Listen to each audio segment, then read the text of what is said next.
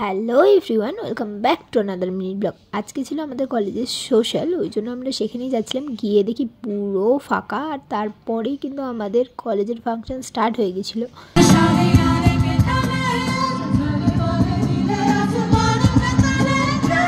প্রতিবারের মতন এইবারেও কিন্তু আমাদের কলেজে র্যাম্প শো হয়েছে, সেইটারই ছোট্ট কিছু ক্লিপ আমি তোমাদের সাথে শেয়ার করলাম।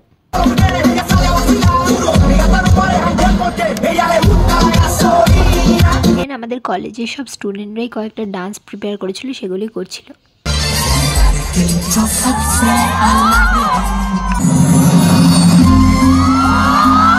ঠিক তারপরেই কিন্তু আমাদের গেস্ট হিসেবে এসেছিল রাজ বর্মন, সে ঢুকে গেল।